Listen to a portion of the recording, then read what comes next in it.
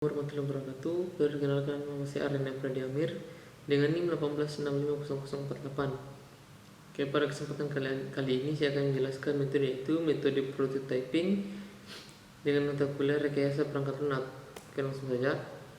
Pengertian model prototyping. Sebuah prototype adalah bagian dari produk yang mengekspresikan logika maupun fisik antarmuka eksternal yang ditampilkan konsumen potensial menggunakan prototipe dan menyediakan masukan untuk tim pengembang sebelum pengembangan skala besar dimulai. Prototyping perangkat lunak atau software prototyping atau siklus hidup menggunakan prototyping. Life cycle prototyping adalah salah satu metode siklus hidup sistem yang didasarkan pada konsep model bekerja atau working model.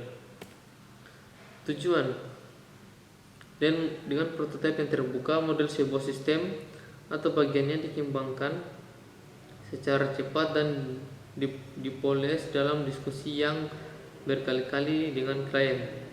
Model tersebut menunjukkan kepada klien apa yang akan dilakukan oleh sistem, namun tidak didukung oleh rancangan desain struktur yang mendetail. Prototyping membantu dalam menemukan kebutuhan di tahap awal pengembangan, terutama jika klien tidak yakin di mana masalah berasal. Selain itu, prototyping juga menggunakan sebagai alat untuk mendesain dan memperbaiki user interface, bagaimana sistem akan terlihat oleh orang-orang yang menggunakannya. Salah satu hal terpenting mengenai metodologi ini, cepat atau lambat akan disingkirkan dan hanya digunakan untuk tujuan dokumentasi. Kelemahannya adalah metode ini tidak memiliki analisa dan rancangan yang mendalam, yang merupakan hal terpenting bagi sistem yang sudah kokoh, terpercaya dan bisa dikelola. Tahapan-tahapan prototyping dan kelebihannya. Tahapan-tahapan dalam prototyping adalah sebagai berikut. 1. Pengumpulan kebutuhan. Pelanggan dan pengembangan bersama-sama mendefinisikan format seluruh perangkat lunak, mengidentifikasikan sebuah kebutuhan dan garis besar sistem yang akan dibuat. 2. Membangun prototyping.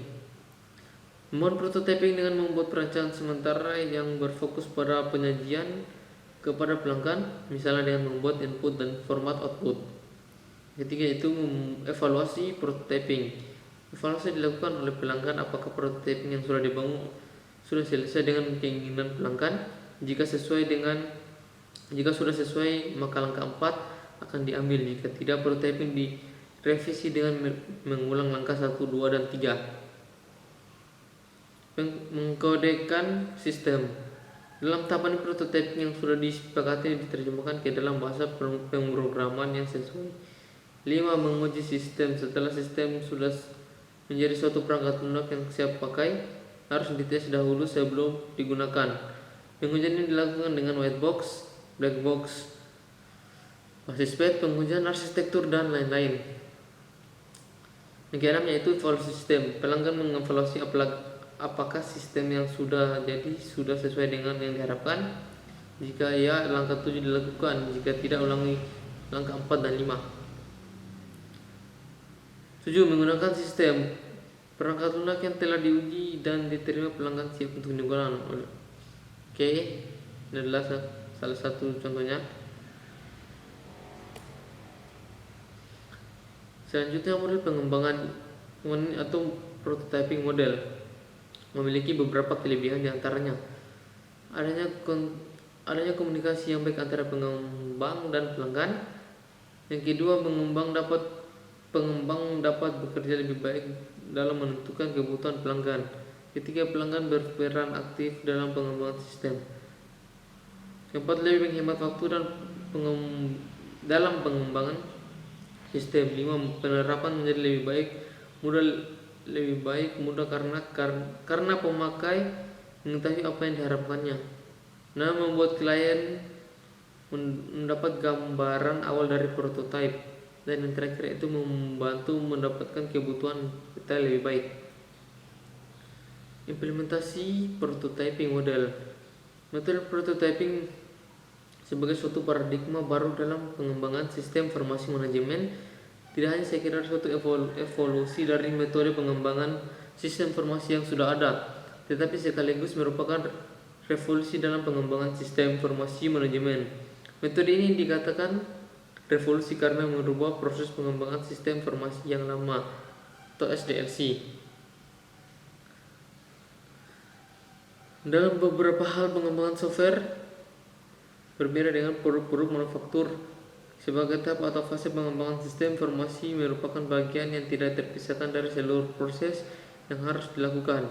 Proses ini umumnya hanya untuk satu produk dan karakteristik dari produk tersebut tidak dapat ditentukan secara pasti, seperti produk manufaktur, sehingga penggunaan model pertama bagi pengembangan software tidaklah tepat. Istilah prototyping dalam hubungannya dengan pengembangan software sistem informasi manajemen lebih merupakan suatu proses, bukan prototype sebagai suatu produk. Ada 4 langkah yang menjadi karakteristik prototype. Metode prototyping yaitu 1. Pemilihan fungsi mengacu pada pemilihan fungsi yang harus ditampilkan oleh prototyping. Pemilihan harus selalu dilakukan berdasarkan pada tugas-tugas yang relevan yang sesuai dengan contoh kasus yang diperagakan. 2. Menyusun sistem informasi bertujuan untuk memenuhi permintaan akan tersedianya prototype. 3. Evaluasi dan terakhir penggunaan selanjutnya. Langkah-langkah prototyping menurut OGDB tahun 2012. Prototyping dimulai dengan pengumpulan kebutuhan, melibatkan pengembang dan pengguna sistem untuk menentukan tujuan fungsi dan kebutuhan operasional sistem. Langkah-langkah dalam prototyping adalah sebagai berikut. 1. Pengumpulan kebutuhan. 2. Proses desain yang cepat. 3. Membangun prototype. Dan yang terakhir itu evaluasi dan perbaikan.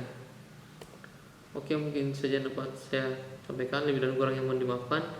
Wabillahi taufiq wal hidayah. Wassalamualaikum warahmatullahi wabarakatuh.